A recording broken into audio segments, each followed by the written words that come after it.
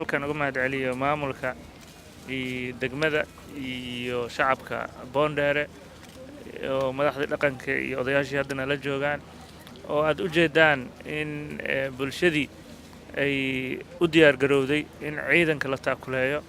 ciidanka qalabka sida geesiyaasha ummadda Soomaaliyeed niyadda loo dhiso la xasuusiyo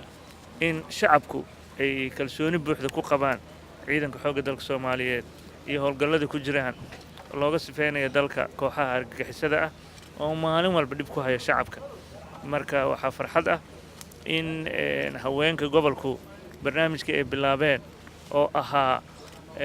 shacabku inuu isku tashto ahaa karaamada iyo sharafka ciidamadeena kor loo qaado inuu maanta meel fiican marayo oo marayso markii shanaad lagu wareejinayo ciidanka xoogga dalka Soomaaliyeed waxaan rabnaa inaan idiin sheegnay ciidanka xoogga dalka Soomaaliyeed shacabka Soomaaliyeed iyo shacabka Muqdishoba mar walba garabkiina taagan yihiin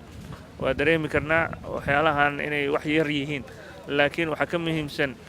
shucuurta iyo niyad dhiska iyo kalsoonida ay shacabka idin siinayaan waxaan rabnaa dagaaladan socdana labada shabeelle in xoreynteedii la dedejiyo si bulshada caasimadda ay u hesho amni iyo nabad annagana maamulka gobolka Daana mar walba waxaan u taagannahay sidii bulshada loogu adeegi lahaa marka aan rabaa inaan baaq u diro dhammaan degmooyinka in lagu daydo Boondere oo libaax oo maanta u taagan inay ciidamadooda taageeraan waxaan rabnaa degmo walba shacabkoo dhan meel walbay joogaan hay-adaha dowladda dhammaan weliba warbaahinta ayagana waxaan leenahay arrimahan oo kale waa arrimaha ugu qeyrka badan ugu muhiimsan inaad juhdi badan gelisaan sidii bulshada loogu dhiirigelin lahaa inay kaalintooda ka geystaan oo ay taageeraan ciidamadeena geesiyaasha mar kale aad iyo aad u mahadsantihiin Boondere waana idiin mahadcelinaynaa